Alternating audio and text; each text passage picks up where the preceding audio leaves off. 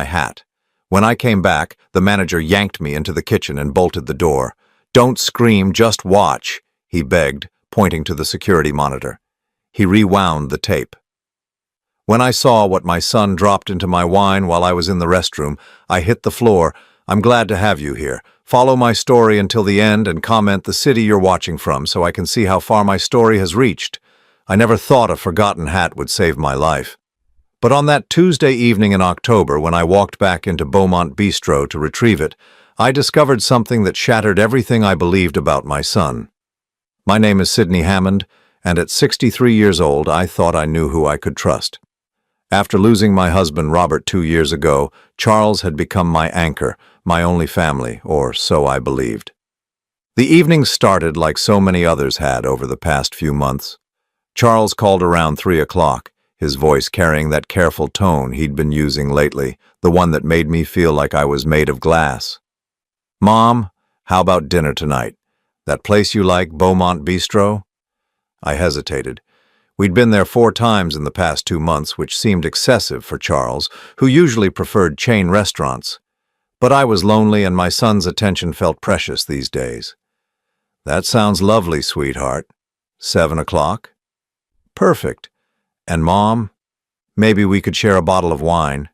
You've seemed so tense lately." I frowned, touching the pearl necklace Robert had given me for our 20th anniversary.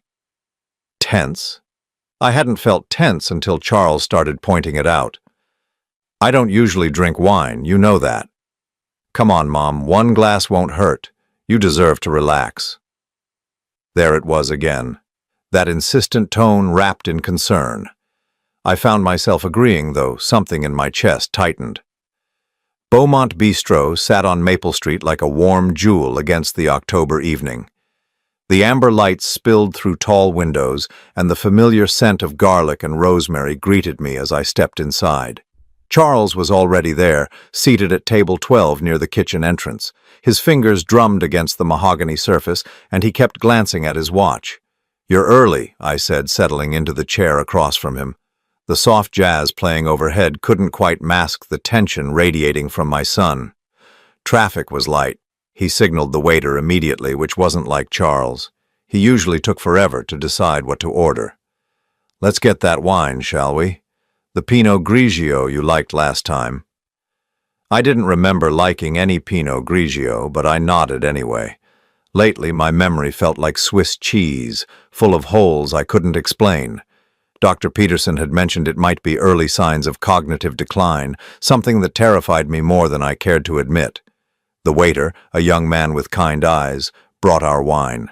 Charles immediately lifted his glass. "To family," he said, but his smile didn't reach his eyes. "To family," I echoed, though the word felt heavy on my tongue. As we talked, I noticed Charles kept checking his phone, typing quick messages. When I asked about Maggie, his wife, he waved dismissively. "She's at her book club. You know how she is about her social commitments." But Maggie had never mentioned a book club to me. In fact, she rarely mentioned anything to me at all. Our relationship had always been politely distant, but lately it felt actively cold. "Charles, is everything all right? You seem distracted." He looked up sharply. "Everything's fine, Mom. Why would you ask that?" "You keep looking at your watch and your phone." His jaw tightened almost imperceptibly. "I'm just making sure we don't stay out too late. You know how confused you get when your routine is disrupted." Confused. There was that word again. When had I become the confused one? When had my own son started speaking to me like I was a child? "I don't feel confused," I said quietly. "Of course you don't. That's the nature of these things." His voice carried a patience that felt practiced, rehearsed. Dr. Peterson explained it to me. The early stages are subtle. The early stages of what? Dr. Peterson had mentioned some concerns, but nothing definitive, nothing that warranted the way Charles had been treating me like I was losing my mind. Halfway through dinner, I excused myself to visit the restroom. My reflection in the mirror showed a woman who looked older than her 63 years, tired in a way that went deeper than physical exhaustion. The overhead lighting was harsh, highlighting lines I didn't remember having 6 months ago. When I returned to our table, Charles was sliding his phone into his pocket, and there was something different about his expression. Satisfied, maybe, or relieved. "Everything okay?" I asked. "Perfect." He lifted his wine glass again. "Drink up, Mom. You've barely touched yours." I looked down at my glass. Had I forgotten drinking half of it? The wine tasted slightly bitter, different from how I remembered Pinot Grigio tasting, but then again my taste buds weren't what they used to be. As the evening progressed, I felt increasingly drowsy. Not drunk exactly, but foggy, in a way that reminded me of the medication I'd taken after Robert's funeral. My thoughts felt wrapped in cotton, and I had to concentrate harder than usual to follow our conversation. "You should really consider updating your will, Mom," Charles said as he paid the check. "Things have changed since Dad died. You want to make sure everything is in order." "My will is fine," I managed, though speaking felt like swimming through molasses. "Is it, though? When's the last time you reviewed it? Can you even remember?" I couldn't remember, but then again, I couldn't remember much of anything lately. The doctors said stress could cause memory issues, and losing Robert had certainly been stressful. Charles helped me to my feet, his hand firm on my elbow. "Careful, Mom, you seem unsteady." I was unsteady, though I couldn't understand why. I'd only had one glass of wine, and I'd eaten a full dinner. Outside, the October air was crisp and clear, cutting through the fog in my head slightly. Charles walked me to my car, watching as I fumbled with my keys. "Maybe I should drive you home," he said, but there was something calculating in his offer.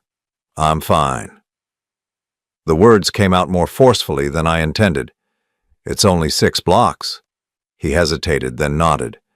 "Call me when you get home." "Promise?" I promised, though part of me wondered when my son had become so controlling, or maybe I was just noticing it for the first time. The drive home was uneventful, but by the time I reached my house on Elmwood Drive, the drowsiness was overwhelming. I barely managed to change into my nightgown before collapsing into bed, sleeping more deeply than I had in months. I woke the next morning feeling like I'd been drugged, my mouth dry and my head pounding. It wasn't until I was making my morning tea that I realized I'd forgotten my hat at the restaurant. The hat was nothing special, just a simple navy cloche that matched my outfit. But it had been Robert's favorite, and the thought of losing it made my chest tight with grief. I decided to drive back to Beaumont Bistro to retrieve it. The lunch crowd was just beginning to arrive when I pushed through the restaurant's heavy doors. The hostess, a young woman with bright red lipstick, smiled politely. "I was here last night for dinner," I explained. "I think I left my hat." "Of course. Let me check the lost and found." While she searched, I wandered toward table 12, where Charles and I had sat. Something about the evening felt wrong, though I couldn't pinpoint exactly what. The drowsiness, Charles's strange behavior, the way he'd kept checking his phone. "Ma'am?" The hostess returned with my hat, but her expression was troubled. "Actually, could you wait just a moment? I think the manager wants to speak with you." Before I could ask why, a stocky man in his 50s emerged from the kitchen area. His name tag read Tony, and his face was grave. "Mrs. Hammond, I'm Tony Reeves, the manager here. Could I speak with you privately?" My heart began to race. "Is something wrong?" He glanced around the dining room, then gestured toward the kitchen. "Please, ma'am, it's important." I followed him through the swinging doors, past busy prep cooks and steaming pots. He led me to a small office off the main kitchen, closing the door behind us. A security monitor sat on his desk, its screen divided into multiple camera feeds. "Mrs. Hammond, I need to show you something, but I want you to know this is very difficult to watch." "What are you talking about?" Tony's hands were shaking slightly as he rewound the security footage. "Last night, around 8:30, your table was in direct view of camera 3. The screen showed table 12 in grainy black and white. I could see myself and Charles, the wine glasses, the familiar scene from the night before. Tony fast-forwarded through several minutes of normal dinner conversation. "Watch carefully now," he said, his voice barely above a whisper. "This is when you went to the restroom." On screen, I watched myself stand and walk away from the table. Charles immediately pulled out his phone, typed something quickly, then looked around to make sure no one was watching. What happened next made my blood turn to ice. Charles reached into his jacket pocket and pulled out a small vial. With practiced efficiency, he emptied its contents into my wine glass, swirling it gently to mix whatever it was with the remaining wine. Then he sat back, sliding the vial back into his pocket, and checked his watch again. I felt the world tilt sideways.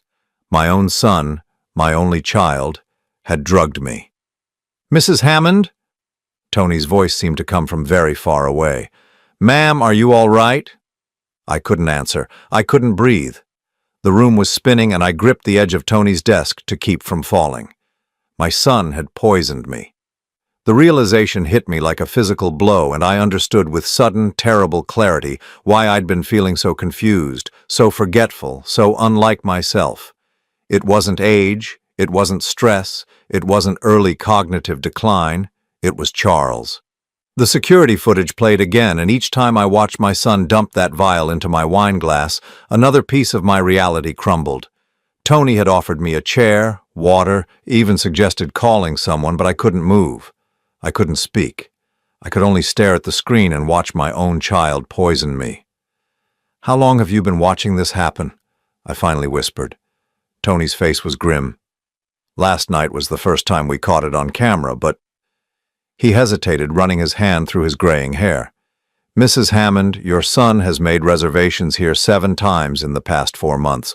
Always the same table, always insisting you have wine, always when you go to the restroom." 7 times. 7 times Charles had drugged me, and I had attributed my confusion and memory loss to grief, to age, to some failing in myself. The shame burned in my throat like acid. "Why didn't you say something sooner?" The question came out harsher than I intended. "We suspected, but we couldn't be sure. People do all kinds of things at dinner. Add sweetener, medication, supplements. But last night, the way he looked around first, the way he hid the vial—" Tony shook his head. "I've been in this business for 22 years. I know what suspicious behavior looks like." I thought back to all those dinners, all those evenings when Charles had been unusually attentive, insisting we go out, encouraging me to relax and have a drink. The pattern was so clear now, so obvious, I felt sick with my own blindness. "What kind of drug?" My voice sounded strange to my own ears, distant and hollow. "I'm not sure, ma'am. But based on how you looked when you left last night, something to make you drowsy and confused. Maybe something to affect your memory." Memory. The word hit me like a slap. All those conversations with Dr. Peterson about my forgetfulness, my confusion, all those worried looks from Charles when I couldn't remember conversations we'd supposedly had, all those gentle corrections when I misremembered events. "Oh my God," I breathed. "The doctor visits?" Tony leaned forward. "What about them?" "I've been seeing Dr. Peterson about memory issues. He's been concerned about early signs of cognitive decline." The pieces were falling into place with sickening clarity. "Charles has been coming with me to these appointments. He's been describing my symptoms to the doctor." The symptoms Charles himself was causing. Tony's expression darkened. "Ma'am, I think you need to call the police." "No." The word came out faster than I'd intended. "Not yet. I need to understand what's happening first. Why would he do this to me?" But even as I asked the question, possibilities were forming in my mind. Money, control, my house, my savings, the life insurance policy from Robert that I hadn't touched. Charles had been asking about my finances more frequently lately, suggesting I might need help managing my affairs. "Can you make copies of that footage?" I asked. Tony nodded. "Already done. I burned it to a disk the moment I saw what happened." He handed me a small envelope. "Mrs. Hammond, whatever your son is planning, this is evidence of a serious crime." I tucked the envelope into my purse with trembling hands. "Thank you. And Tony? Please don't mention this to anyone yet. If Charles finds out, I know." I didn't finish the sentence because I couldn't bear to voice what I was thinking. If my son was willing to drug me repeatedly, what else was he capable of?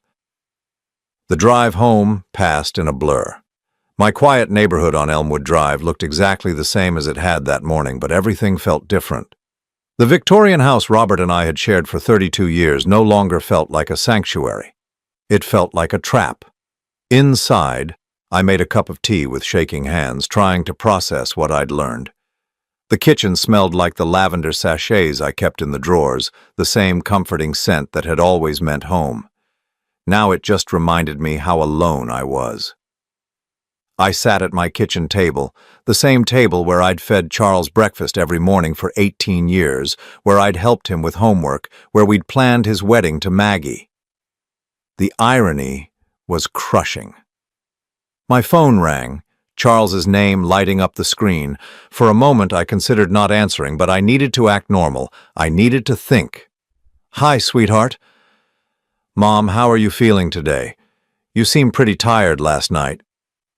The concern in his voice was perfect, practiced. How long had he been perfecting this act? "I'm fine," I managed. "Just a little foggy this morning." That's what I was worried about. These episodes seemed to be getting more frequent. There was a pause and I could hear him typing, always coordinating with someone. "I think we should schedule another appointment with Dr. Peterson." Another appointment. Another chance for Charles to describe symptoms he was creating, to paint a picture of a woman losing her mind. I felt nauseous. "Maybe you're right," I said, forcing my voice to stay steady. "Good. I'll call his office this afternoon. And Mom, I was thinking maybe Maggie and I should start helping you with some of your paperwork, bills, financial planning, that sort of thing, just until we get a better handle on these memory issues." Financial planning. There it was. The real reason for months of careful poisoning. Charles wanted control of my money. "That's very thoughtful," I said, each word feeling like swallowing glass. "But I'm managing fine." "Are you, though? Last night you seemed really confused about some basic things, and last week you forgot our dinner plans completely." I hadn't forgotten dinner plans because there hadn't been any dinner plans, but if Charles said there had been, if he'd told Dr. Peterson I was forgetting things, who would believe me? "We'll talk about it later," I said. "I should go." "Of course, rest up. I'll check on you tomorrow." He would check on me tomorrow, like the dutiful son he'd trained everyone to believe he was, like the concerned child taking care of his aging mother. After I hung up, I sat in silence, staring at the family photos on my refrigerator. Charles at his high school graduation, beaming with pride. Charles on his wedding day, his arm around Maggie, both of them laughing. Charles holding my first grandchild, a child who had miscarried at 3 months, a loss that had devastated all of us. Or had it devastated all of us? I found myself questioning everything now, every memory, every moment of shared grief or joy. How long had Charles been capable of this level of deception? I pulled out the disc Tony had given me and stared at it. 22 years of believing I knew my son, and this small piece of plastic contained proof that I didn't know him at all. My phone buzzed with a text message from Charles.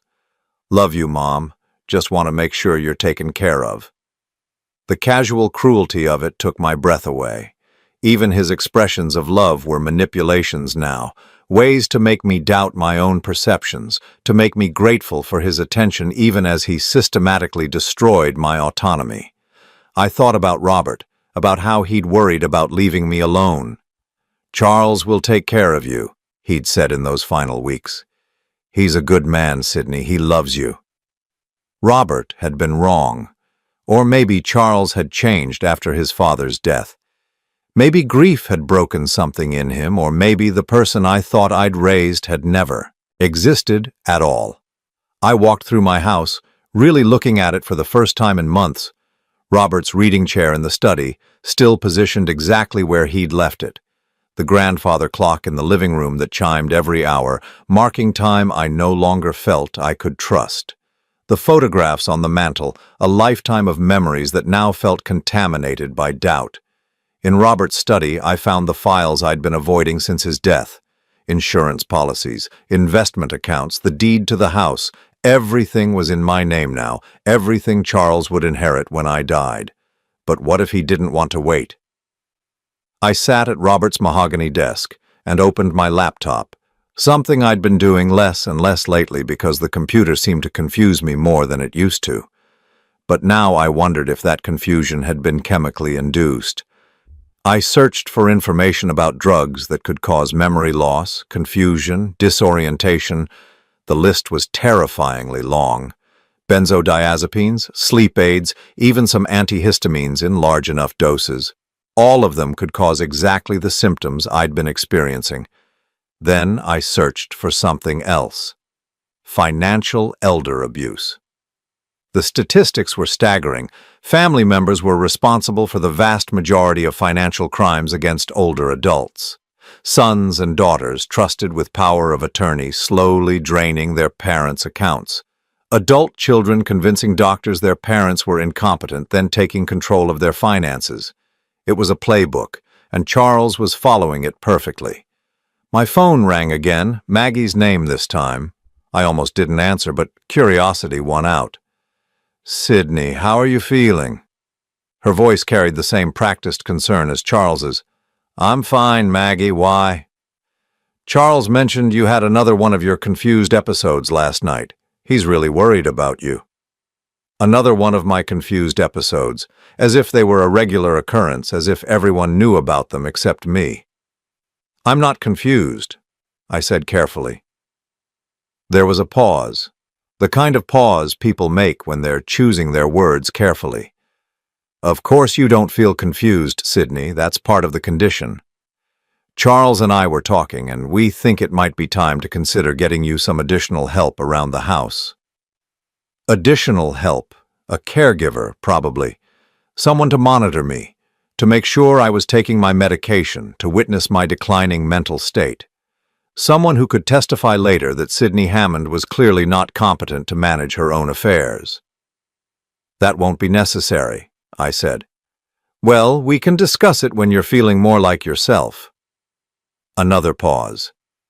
"Charles is setting up that appointment with Dr. Peterson. We want to make sure you get the help you need." After Maggie hung up, I sat in Robert's chair and tried to remember the last time I'd felt truly like myself. It had been months, maybe longer. The drugging explained the recent incidents, but what about before that? Had Charles been planning this since Robert's death? Had he been waiting for me to be vulnerable, alone, dependent on him? I thought about the will Maggie had mentioned, the documents Charles wanted me to review. I pulled out my copy from the filing cabinet and read through it carefully. Everything was straightforward. Charles would inherit the house, the savings, the investments. But there were conditions, safeguards Robert had insisted on. Charles couldn't sell the house for 5 years. The money was tied up in a trust that distributed gradually over time, unless I was declared incompetent. Then, Charles would have immediate access to everything. The realization hit me like a physical blow. This wasn't just about money, this was about erasing me entirely, making me disappear into my own confusion while my son took control of everything Robert and I had built together. But I wasn't confused anymore. I was angry. And for the first time in months, my mind felt completely, crystal clear. I spent the next 3 days pretending to be the confused, forgetful woman Charles needed me to be, while secretly investigating the scope of his betrayal. What I discovered was worse than I had imagined. It started with my medical files. Dr. Peterson's office was happy to send me copies of my records when I called, claiming I needed them for insurance purposes. When the thick manila envelope arrived, I spread the contents across Robert's desk with trembling hands. The pattern was devastating in its clarity. Beginning 6 months ago, right after Robert's funeral arrangements were finalized, Charles had started documenting my supposed mental decline.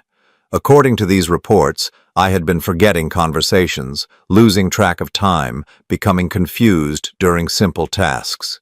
Charles had provided detailed accounts of incidents I didn't remember because they had never happened. Or rather, they had happened, but only after he had drugged me. The most damning entry was dated 3 weeks ago. Patient's son reports increasing agitation and paranoia. Mrs. Hammond accused him of moving her things and became angry when he couldn't locate items she claimed to have placed in specific locations, recommend cognitive evaluation, and consideration of mild anti-anxiety medication to ease transition to assisted care. I had never accused Charles of moving my things, but I had been confused about where I'd put certain items, confused because whatever drug he was using affected my short-term memory, and Dr. Peterson had recommended anti-anxiety medication, which Charles could easily manipulate or increase to make me even more compliant. My hands shook as I reached for the phone to call Dr. Peterson's office directly. "I'd like to schedule an appointment," I told the receptionist, "but I'd prefer to come alone this time, without my son." There was a pause. "Mrs. Hammond, your son specifically requested that he be notified of all appointments. He's very concerned about your condition." "I understand, but I'm still capable of making my own medical decisions." Another pause, longer this time. "Of course, ma'am, but given your recent diagnosis." "What diagnosis?" The silence stretched uncomfortably. "Mrs. Hammond, perhaps you should discuss this with your son or Dr. Peterson directly." I hung up, my heart racing. What diagnosis? What had Charles told them that I didn't know about? I called back and asked to speak to Dr. Peterson immediately. When he came on the line, his voice carried the careful, patient tone people use with confused elderly patients. "Sydney, how are you feeling today?" "I'm feeling like I need to understand what diagnosis you've given me." A long pause. "Sydney, we discussed this last week. You have early-stage dementia, possibly Alzheimer's. We talked about treatment options and care planning." The room spun around me. "I was never given that diagnosis." "You were there, Sydney. Charles was with you. We talked for over an hour about your options." But I hadn't been there. Last week I'd been home and Charles had said he was meeting with a client. He'd visited Dr. Peterson without me, impersonated a family meeting, and received a diagnosis for a condition I didn't have. "I'd like to come in for an independent evaluation," I said carefully. "Alone." "Sydney, that's not advisable in your condition. Charles has power of attorney for medical decisions. Any new evaluations would need to go through him." Power of attorney. Charles had power of attorney for my medical decisions, and I had no memory of signing such a document. But given how many times he drugged me over the past months, given how many gaps I had in my memory, I might have signed anything. After I hung up, I searched my filing cabinet frantically until I found the folder labeled Legal Documents. Inside was a medical power of attorney form, dated 2 months ago, with my signature at the bottom. My signature, but I had no memory whatsoever of signing it. I compared it to other documents I'd signed recently. The handwriting looked like mine, but there was something slightly off about the letter formation, as if I'd been struggling to write clearly, as if I'd been under the influence of something that affected my motor control. Charles had drugged me to get my signature on a legal document that gave him control over my medical care. The implications hit me like an avalanche. With medical power of attorney and a dementia diagnosis, Charles could make decisions about my care, my living situation, my treatment. He could have me committed to a memory care facility anytime he chose, and with my supposed condition deteriorating, no one would question his authority. I was trapped in a web of legal documents and medical records that painted me as incompetent, all based on symptoms Charles had artificially created. But I wasn't going to let him win. I drove to the public library, something I hadn't done in months. Charles had been discouraging me from driving, claiming I was becoming unsafe behind the wheel. But my mind was clearer now than it had been in months, and I navigated the familiar streets without any difficulty. At the library, I used one of the public computers to research my legal options. What I found was sobering. Challenging a medical power of attorney required proving that the person who signed it was mentally incompetent at the time of signing, or that they were coerced. But with Dr. Peterson's diagnosis supporting Charles's claims, and with months of documented incidents, I would have an uphill battle. Unless I could prove the incidents were artificially created, I needed evidence beyond Tony's security footage. I needed to document the pattern of drugging, the false medical reports, the forged legal documents, and I needed to do it without Charles knowing I was onto him. When I returned home, there was a message on my answering machine from Maggie. Sydney, Charles wanted me to call and remind you about your appointment with Dr. Peterson tomorrow at 2 o'clock. He'll pick you up at 1:30. Also, we've arranged for someone from Golden Years Home Care to stop by Thursday afternoon to assess your needs. Don't worry, it's just a consultation. Golden Years Home Care. I looked them up online and found they specialized in memory care and assisted living placement. Charles was moving fast now, accelerating his timeline. The consultation would undoubtedly conclude that I needed immediate assistance, possibly residential care. I had less time than I'd thought. That evening, Charles called to check on me, his voice carrying its usual blend of concern and condescension. "How are you feeling today, Mom? You sound tired." "I'm fine, sweetheart." "Good. I wanted to remind you about your appointment tomorrow, and don't worry about the home care assessment on Thursday. It's just to see what kind of support you might need to stay in your own house." The lie slipped so easily from his lips. Charles had no intention of letting me stay in my house. He wanted me declared incompetent so he could access my assets immediately, and he needed me in a controlled environment where my protests could be dismissed as confusion or paranoia. "That sounds helpful," I said, hating how the words tasted. "I knew you'd understand. You've always been so reasonable, Mom. It's one of the things I've always admired about you." After he hung up, I sat in the dark for a long time, thinking about the son I'd raised and the man he'd become. When had the transformation happened? Had there been signs I'd missed, or had Charles always been capable of this level of manipulation? I thought about his childhood, searching for clues. He'd been a good student, popular, seemingly well-adjusted, but there had been incidents. A teacher's missing wallet that was found in Charles's desk, though he'd sworn he was innocent. Neighbor's cat that had disappeared after Charles claimed it was bothering him. His explanation for everything had always been so reasonable, so convincing. Maybe the capacity for deception had always been there, dormant until he needed it. I made myself a cup of tea and sat at the kitchen table planning my next moves. I needed to attend tomorrow's appointment with Dr. Peterson, but I needed to go in prepared. I needed questions that would expose the contradictions in Charles's story, evidence that would prove my cognitive function was normal. More importantly, I needed to start building my own case. I needed to document Charles's drugging, his lies, his manipulation of my medical records. I needed to prove that Sydney Hammond was not a confused old woman losing her mind, but a victim of systematic abuse by her own son. The irony wasn't lost on me. To save myself from being declared mentally incompetent, I would have to prove that my only child was a criminal who had been slowly poisoning me for months. But as I sat there in the quiet of my kitchen, surrounded by the familiar scents of lavender and lemon, I felt something I hadn't experienced in months. Determination. Charles had underestimated me. He'd seen a grieving widow and assumed she would be easy to manipulate. He'd counted on my love for him to blind me to his betrayal. He was about to learn that Sydney Hammond was stronger than he'd imagined. The next morning, I prepared for my appointment with Dr. Peterson like I was preparing for battle. I dressed carefully in my navy suit, the one that made me look competent and professional. I practiced speaking clearly and confidently, ready to challenge any suggestion that I was confused or forgetful.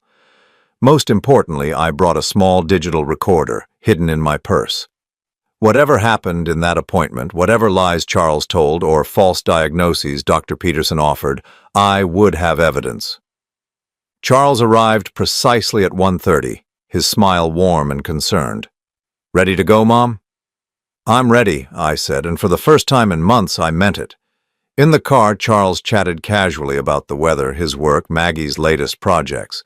To anyone observing, we looked like a loving son taking his mother to a medical appointment. But I was studying him now with new eyes, watching for tells, for signs of the deception I knew was coming. "I should mention," he said as we pulled into Dr. Peterson's parking lot, The doctor might ask some questions that seem repetitive. He's just checking your cognitive function, making sure we're tracking your condition properly. Tracking my condition, as if my mental decline was an established fact rather than something he was actively creating. "I understand," I said, my hand closing around the recorder in my purse. What Charles didn't understand was that I would be tracking something too. Every lie he told, every manipulation he attempted, every piece of evidence I needed to expose him. The war for my freedom was about to begin, and I was no longer fighting blind. Dr. Peterson's office smelled like disinfectant and false hope. I sat in the familiar waiting room, my hand resting on the concealed recorder in my purse, while Charles flipped through a magazine beside me. To any observer, we were simply a devoted son accompanying his aging mother to a medical appointment, but I knew better now. "Mrs. Hammond," the nurse called my name with the gentle tone reserved for fragile patients. I stood, steady and determined, while Charles immediately rose to join me. "Actually," I said, surprising myself with my firmness, "I'd like to speak with Dr. Peterson alone first." Charles's eyes flickered, just for a moment before his concerned expression returned. "Mom, we discussed this. The doctor wants me there to help explain your symptoms." "I can explain my own symptoms, Charles." Dr. Peterson appeared in the doorway, a thin man in his 60s with kind eyes that I'd once trusted completely. "Why don't we all go in together? Charles has been so helpful in tracking your condition." The way he said condition made my skin crawl, as if my mental state was already decided, already documented, already beyond my control. In his office, I settled into the chair across from Dr. Peterson's desk, hyper-aware of every word I was about to hear. Charles took the chair next to me, his hand resting protectively on my shoulder in a gesture that would have seemed loving to anyone who didn't know the truth. I quietly activated the recorder. "Sydney, how have you been feeling since our last visit?" Dr. Peterson asked, consulting his notes. "I feel fine, clear-headed, alert." I spoke carefully, enunciating each word. "In fact, I don't remember our last visit. When exactly was it?" Charles squeezed my shoulder. "Mom, we were here last Tuesday. We talked about your diagnosis." "I wasn't here last Tuesday. I was home all day working in my garden." Dr. Peterson's expression grew concerned. "Sydney, you were definitely here. We had a lengthy discussion about your test results and treatment options." "What test results? I haven't taken any cognitive tests." The doctor and Charles exchanged a look that made my blood boil. The look said, "See? This is exactly what we're dealing with." "Mom," Charles said gently, "you took the mini mental state exam. You scored 18 out of 30. Dr. Peterson explained that anything below 24 indicates cognitive impairment." I stared at him. "I never took any test." "You did," Dr. Peterson said softly. "Charles, perhaps you could step out for a moment. Let me speak with your mother privately." Charles hesitated. "Are you sure that's wise?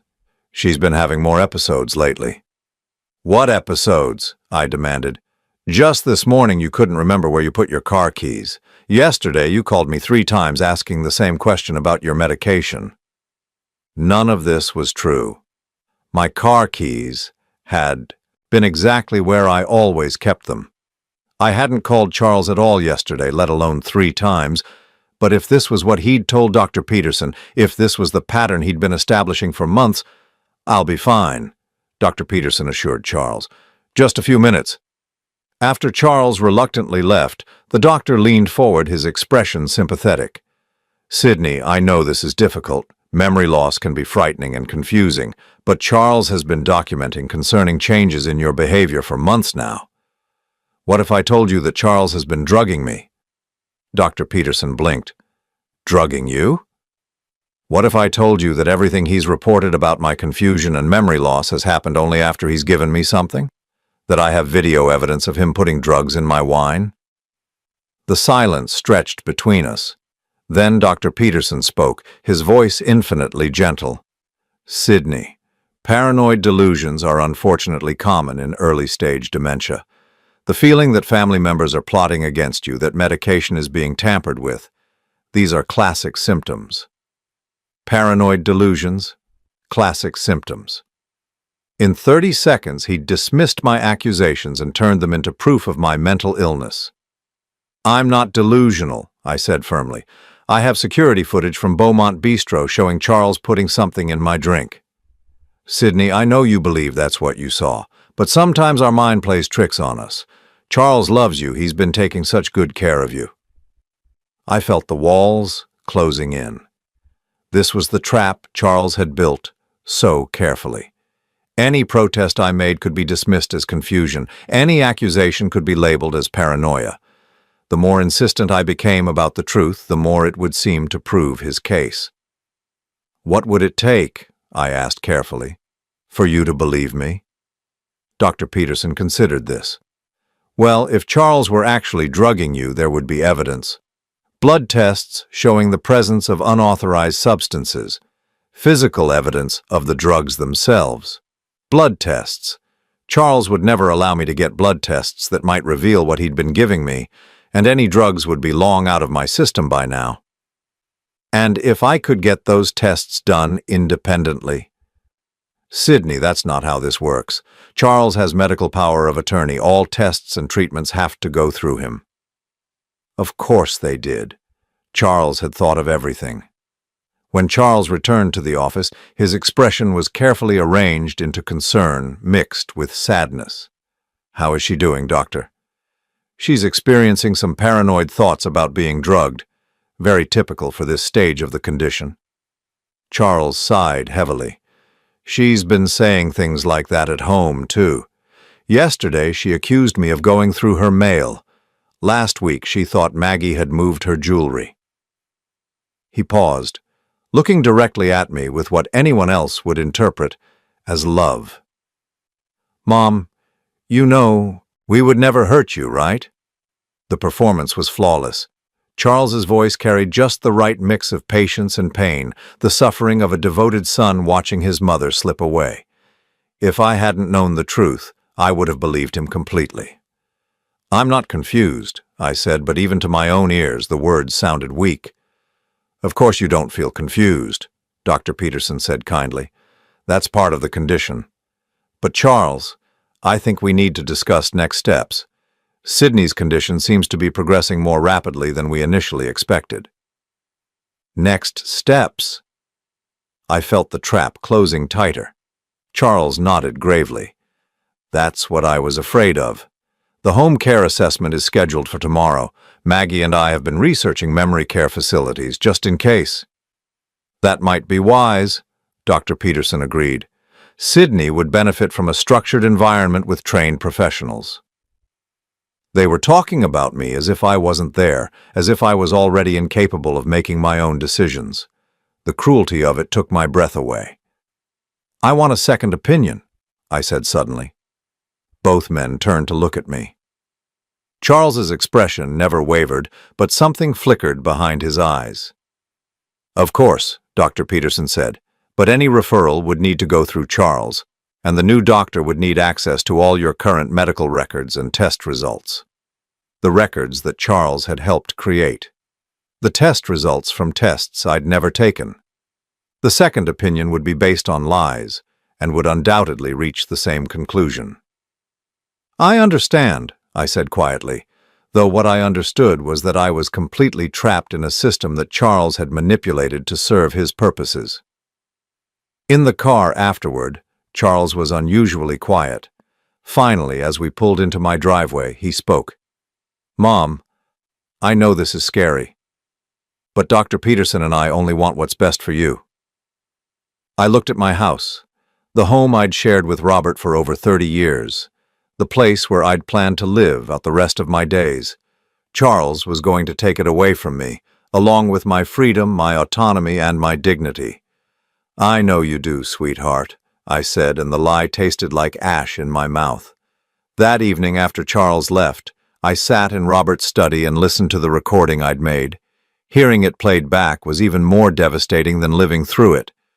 The way Dr. Peterson had dismissed my accusations, the way Charles had smoothly provided explanations for incidents that had never happened, the way they'd discussed my future as if I was already gone.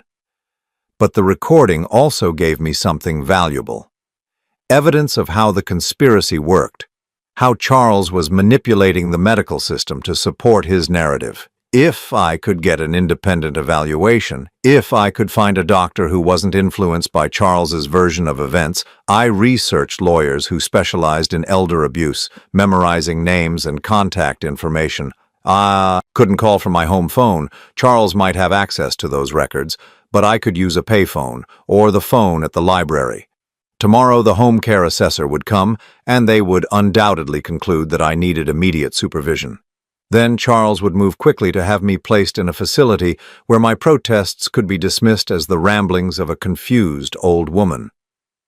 I had perhaps 48 hours to expose the truth before I lost everything. As I sat there in the gathering darkness, I thought about the Charles I'd raised, the little boy who'd once brought me dandelions and called them flowers. When had that child become someone capable of this level of cruelty? Or had I been blind to his true nature all along, seeing only what I wanted to see? It didn't matter now. What mattered was that I finally understood the game he was playing, and I was going to find a way to beat him at it. The next morning, I woke with a clarity I hadn't felt in months.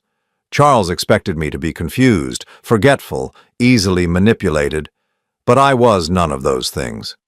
I was a 63-year-old woman with a sharp mind and a will to survive, and I was not going down without a fight.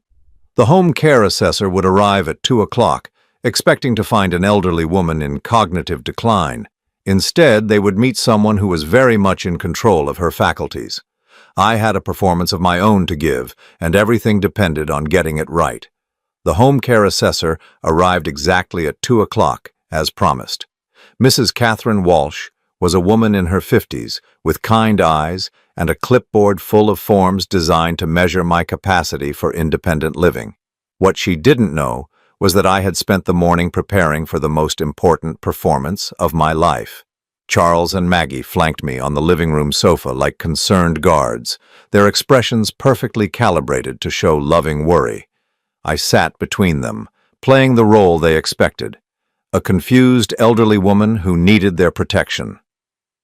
"Mrs. Hammond," Mrs. Walsh began gently, "I'm here to assess what kind of support services might help you continue living safely in your home." I blinked slowly, as if struggling to process her words. "Support services? I don't understand why I would need those." Charles leaned forward. "Mom, we've talked about this. You've been having some memory issues, some confusion. We just want to make sure you're safe." "Have I?" I asked, letting my voice carry a tremor of uncertainty. "I feel fine." Mrs. Walsh made a note on her clipboard. Over the next hour, she asked me questions about my daily routine, my ability to manage medications, my cooking habits. I answered some correctly and fumbled others deliberately, creating the impression of someone whose cognitive abilities were inconsistent. When she asked me to remember a list of 3 words and repeat them back after 5 minutes, I remembered 2 and claimed I couldn't. Recall the third. When she asked me to draw a clock showing 3:15, I made the hands slightly wrong. Every mistake was calculated to support Charles's narrative without being so obvious as to seem intentional. "Mrs. Hammond," Mrs. Walsh said finally, "do you feel safe living alone?" I hesitated, glancing at Charles. I think so. But sometimes I do get confused about things." "What kind of things?" "Well," I said, letting my voice sound small and uncertain, "sometimes I can't remember conversations we've had. Charles will tell me about something we discussed, but I don't remember it at all." Charles reached over and patted my hand. "It's okay, Mom.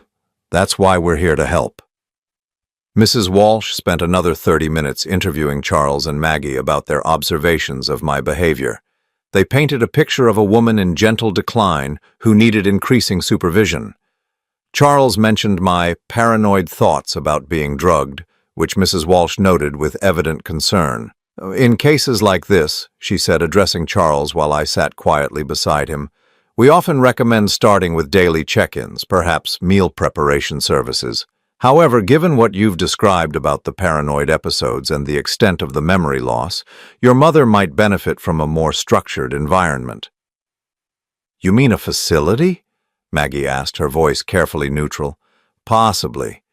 There are excellent memory care communities that specialize in early-stage dementia.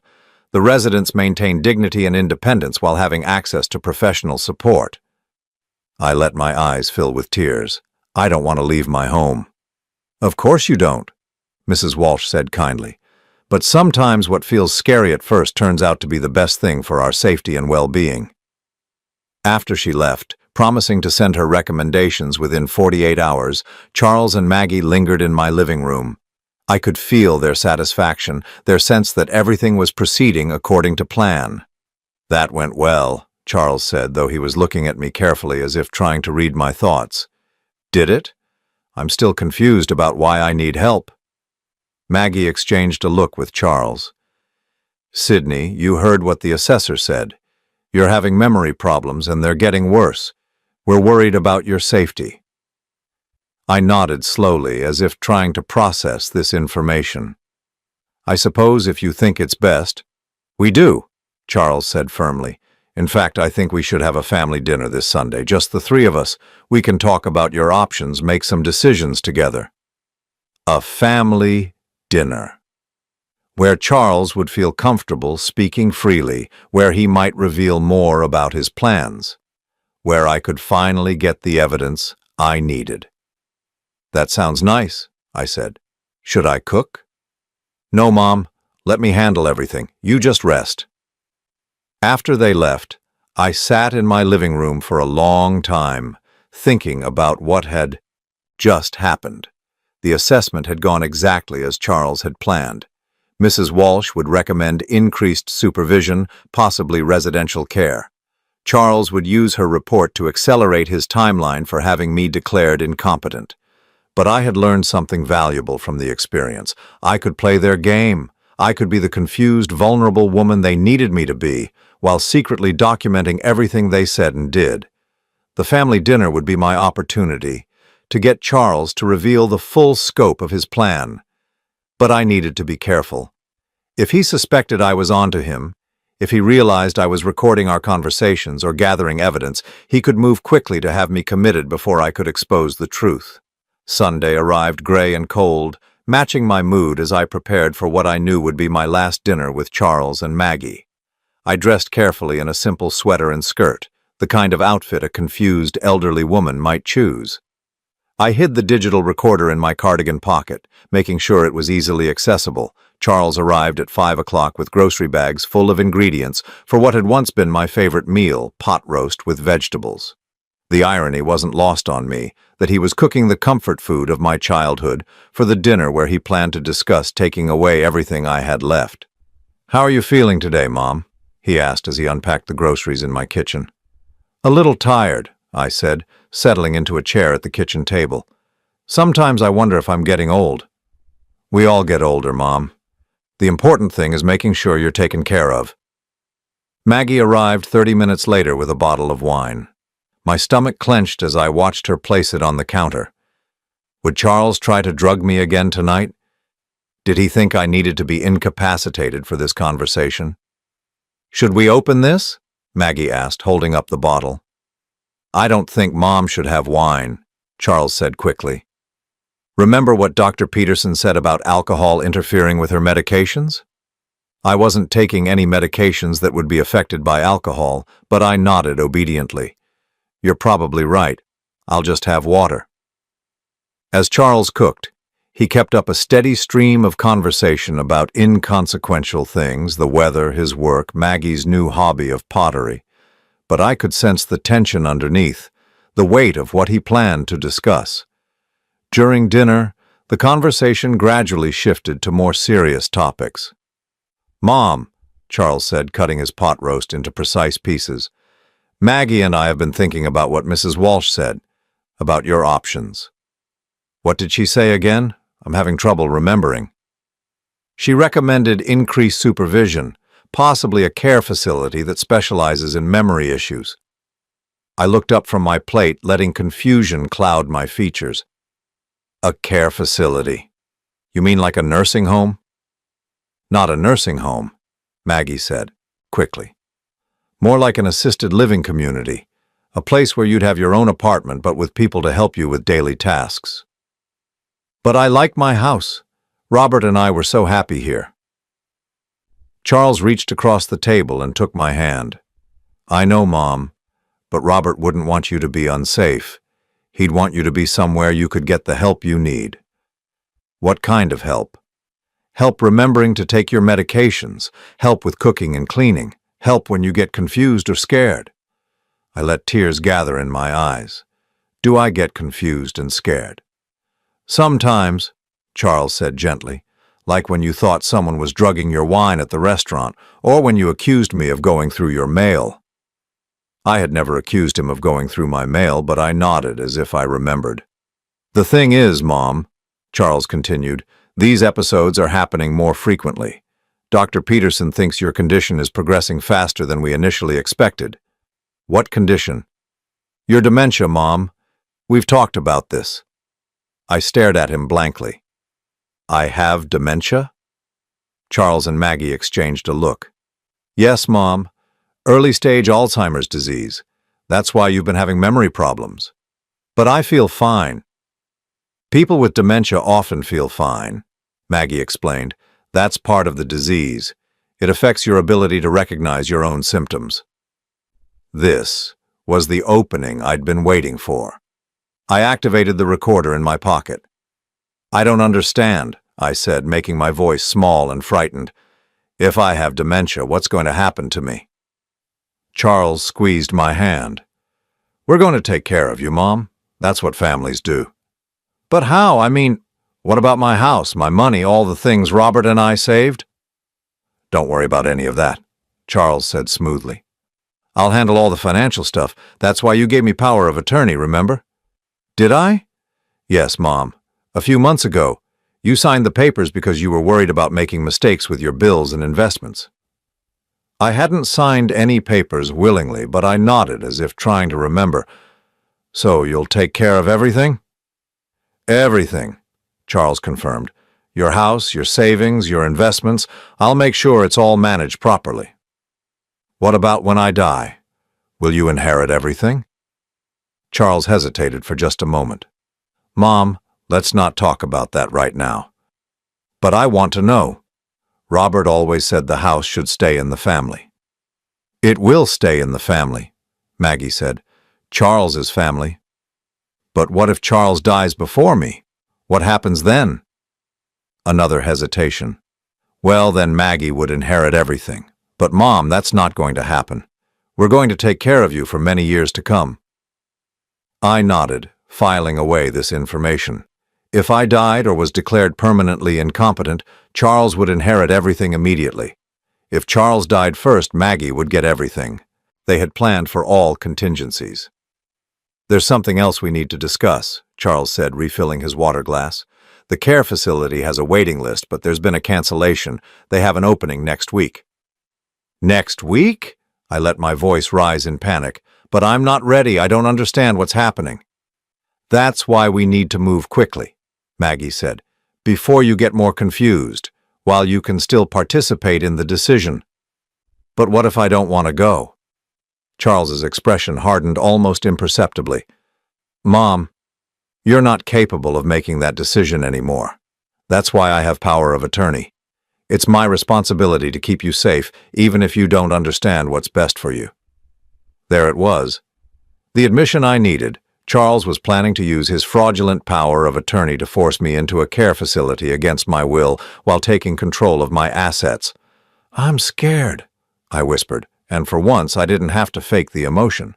I know you are, Charles said, his voice softening, but you don't need to be scared. We'll visit you all the time, and you'll make new friends, people who understand what you're going through, people who wouldn't believe me when I told them I'd been drugged and manipulated, people who would see my protests as symptoms of my disease. When would I move? I asked. Next Thursday, Charles said. That gives us a few days to pack your things and get everything sorted. 4 days. I had 4 days to expose Charles before he could have me committed to a memory care facility where my voice would be silenced forever. I think I need to lie down, I said, standing shakily. This is all very overwhelming. Of course it is, Maggie said. "Why don't you rest? We'll clean up here." As I walked toward my bedroom, I heard Charles and Maggie talking quietly in the kitchen. I paused in the hallway, straining to hear. "Do you think she suspects anything?" Maggie asked. "No," Charles replied. "She's exactly where we need her to be. Confused, compliant, ready to accept whatever we tell her." "And the house?" "We can put it on the market as soon as she's settled in the facility. The real estate agent thinks we can get at least $500,000 for it." "What about the investments?" "Those will take a little longer to access, but once she's been in care for 6 months, I can petition the court to have her declared permanently incompetent. Then we'll have complete control over everything." My hands shook as I listened to them plan my future, my erasure, my disappearance into a system designed to silence me. But I had what I needed now. I had their confession, recorded in their own words. In my bedroom, I sat on the edge of the bed and listened to the recording I'd just made, Charles and Maggie discussing my fake diagnosis, my fraudulent power of attorney, their timeline for taking my house and assets. It was all there, clear and undeniable. Now I just had to figure out how to use it before Thursday arrived. Monday morning, I woke with the clarity of someone who had finally stopped pretending to be someone else. For months, I had been playing the role of a confused, deteriorating woman, because that's what Charles needed me to be. But today, I was going to be Sydney Hammond, sharp, determined, and ready to fight for her life. I had 3 days before Charles planned to move me to the memory care facility. 3 days to expose his lies and reclaim my freedom. My first call was to Eleanor Patterson, my late husband's cousin, and the only family member I trusted completely. Eleanor lived 2 states away in North Carolina, which had probably saved her from Charles's manipulation. When she answered the phone, her voice was warm with surprise. "Sydney, what a lovely surprise. How are you holding up?" "Eleanor, I need your help, and I need you to listen carefully to what I'm about to tell you." I spent the next hour explaining everything. The drugging, the false medical records, the forged power of attorney, Charles's plan to have me committed. I played her the recordings I'd made, including the damning conversation from Sunday's dinner. The silence on the other end stretched so long I thought we'd been disconnected. "Eleanor? I'm here." Her voice was shaking with rage. "Sydney, that boy is trying to kill you. Maybe not physically, but he's trying to erase you completely." "I know, but I need help proving it. I can't do this alone." "You're not alone. Give me 2 hours to make some calls. I have a friend who's a retired federal prosecutor. She'll know exactly what to do." After Eleanor hung up, I called Tony at Beaumont Bistro. "Mrs. Hammond, I've been worried about you. How are you doing?" "I need that security footage, Tony, and I need you to be willing to testify about what you saw." "Of course. Anything you need." "There's more. I have reason to believe my son has been systematically poisoning me for months, not just that one night. Do you keep footage from previous visits?" "We archive everything for 90 days. If you can give me dates, I can pull whatever we have." I gave him 6 dates from the past 3 months when Charles had insisted on taking me to dinner. If the pattern was consistent, if Charles had been drugging me regularly, Tony would have evidence of multiple incidents. My next call was to a locksmith. If Charles had keys to my house, if he'd been coming and going without my knowledge, I needed to secure my home immediately. While I waited for the locksmith to arrive, I went through my house systematically, looking for evidence of tampering. In my medicine cabinet, I found 2 prescription bottles I didn't recognize. Sleep aids prescribed by Dr. Peterson that I had no memory of receiving. The dates on the bottles corresponded with some of my worst episodes of confusion and memory loss. Charles had been supplementing the restaurant druggings with medication I wasn't aware I was taking. I took photos of everything, the medicine bottles, the forged power of attorney documents, the medical records showing tests I'd never taken. I uploaded the photos to a cloud storage account that Charles couldn't access, along with the audio recordings from Sunday's dinner. The locksmith arrived at noon and changed all my locks within an hour. When he handed me the new keys, I felt like I was reclaiming my own home.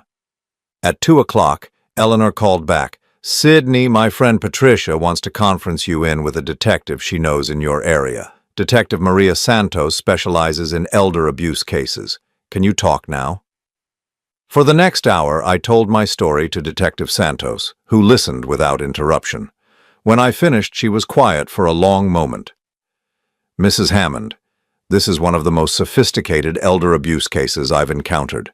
Your son has created an entire false reality to support his claims. But you've done something remarkable. You've documented everything. The recordings alone are enough to charge him with conspiracy and fraud. What happens next? We're going to need you to file a formal complaint, and we'll need to get you to a hospital for blood and urine tests to see if any drugs are still in your system. Do you feel safe staying in your house tonight? Yes, I changed the locks. Good. Can you come to the station tomorrow morning? We'll start the process of getting your medical power of attorney revoked and exposing what your son has been doing. That evening, Charles called to check on me, as he had every evening for months. Hi, Mom. How are you feeling today? For the first time in months, I answered honestly. I'm feeling clear-headed, Charles. Clearer than I've been in a long time. There was a pause. That's good. Are you excited about moving on Thursday? I think you're going to love Sunset Manor. Sunset Manor. Even the name was designed to evoke peaceful endings. Actually, Charles, I've been thinking about our conversation yesterday, about the power of attorney. What about it? I was wondering if you could bring me the original documents. I'd like to read through them again. Another pause, longer this time. Mom, you don't need to worry about that paperwork. It's all taken care of. But I'd like to see it. It's my signature, isn't it? I should be able to read what I sign. Mom, you're getting confused again. We've been through this. Dr. Peterson said, What if I told you I never took those cognitive tests? What if I told you I was never diagnosed with dementia? The silence stretched between us like a chasm. Mom, this is exactly what Dr. Peterson warned us about. Paranoid thoughts, denial of your condition. It's a classic symptom. But his voice had changed. The careful patience was gone, replaced by something harder, more urgent. What if I told you I have recordings of you and Maggie planning to sell my house? The line went dead. Within 10 minutes, I heard a car in my driveway. Through the window, I watched Charles get out of his BMW and walk quickly to my front door. He tried his key, but of course it didn't work. The pounding on the door was sharp, insistent. Mom, open the door. I didn't answer. Mom, I know you're in there. We need to talk. The pounding became more urgent. Charles was losing control, abandoning the careful facade he'd maintained for months. This was the real Charles. Angry, entitled, dangerous when he didn't get what he wanted. I called Detective Santos. He's here, I said quietly. Charles is at my house demanding to be let in. Stay inside. Lock all your doors. I'm sending a patrol car. For 20 minutes, Charles circled my house, trying windows, checking the back door, shouting increasingly desperate demands that I let him in. I watched from my bedroom window as he called someone on his cell phone, probably Maggie, probably Dr. Peterson, trying to coordinate a response to my sudden resistance. When the police car arrived, Charles immediately switched back to his concerned son persona. I watched him approach the officers, his body language conveying worry and frustration. He was probably telling them that his demented mother had locked herself in the house and was having a paranoid episode. But Detective Santos had briefed these officers. Instead of helping Charles gain entry to my house, they asked him to step away from the property. I opened my front door and spoke to the officers through the screen. Mrs. Hammond, are you all right? I'm fine, officer, but I don't want my son on my property. Charles stepped forward. Officers, my mother has Alzheimer's disease. She's confused and frightened. I have medical power of attorney. Sir, we're going to need to see documentation of that power of attorney, and we're going to need to speak with Mrs. Hammond privately. The look Charles gave me through the screen door was unlike anything I'd ever seen from him before. Not the practiced concern, not the patient love, but pure hatred. In that moment, I saw who my son really was, someone who viewed me not as his mother but as an obstacle to be removed. The next morning, I sat in Detective Santos's office, signing formal complaints and providing evidence. Tony from Beaumont Bistro brought security footage from 6 different evenings, showing Charles drugging my drinks with mechanical precision. The hospital had confirmed traces of benzodiazepines in my system, drugs that weren't prescribed to me and that I had never knowingly taken. Dr. Peterson's office was being investigated for their role in the conspiracy. The medical records showing false diagnoses and fake test results were being examined by experts who could prove they were fraudulent. Most importantly, a judge had granted an emergency order revoking Charles's power of attorney and freezing any access he had to my accounts. "What happens now?" I asked Detective Santos. "Now, we prosecute. Charles and Maggie will be charged with conspiracy, fraud, and elder abuse. Dr. Peterson's involvement is still being investigated, but he'll likely face charges for falsifying medical records." "And me?" "You get your life back, Mrs. Hammond, your real life, not the one they were trying to create for you." That afternoon, I drove to Sunset Manor, the memory care facility where Charles had planned to imprison me. It was a pleasant enough place with comfortable common areas and cheerful staff. But it was still a place where people went to disappear quietly, where their protests could be dismissed as symptoms of their disease. I introduced myself to the director and explained why I was there. "We had no idea," she said, horrified. "Your son seemed so concerned, so devoted. He said you were in denial about your condition." I imagine he was very convincing. "What can we do?" "Help other families recognize the warning signs. Not everyone who claims a family member needs care is telling the truth." 6 months later, I testified at Charles's trial. He sat at the defense table in an expensive suit, looking like the successful businessman he'd always appeared to be. But the evidence was overwhelming. The security footage, the forged documents, the false medical records, the recorded conversations. Maggie had pleaded guilty and testified against Charles in exchange for a reduced sentence. Dr. Peterson had lost his medical license and was facing criminal charges. The careful conspiracy they'd built to erase me had collapsed completely. Charles was sentenced to 8 years in prison for elder abuse, fraud, and conspiracy. As the bailiff led him away, he looked back at me one last time. There was no remorse in his expression, no recognition of what he'd done, only anger that his plan had failed. I felt nothing for him. Not sadness, not anger, not even disappointment. The Charles I had loved, the son I had raised, had never really existed. He had been a mask worn by someone who saw me only as an asset to be acquired. Today I live alone in the house Robert and I shared for 32 years.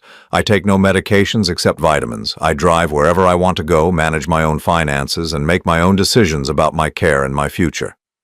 Eleanor visits regularly, and I've reconnected with other family members who had been told I was too confused to maintain relationships. I've also become an advocate for elder abuse prevention, working with Detective Santos to help other families recognize the warning signs of financial exploitation. The irony isn't lost on me that Charles's attempt to have me declared mentally incompetent actually proved how sharp my mind really was. I had outsmarted him, outmaneuvered him, and ultimately outlasted him. I'm 74 years old now, and I've never felt more like myself.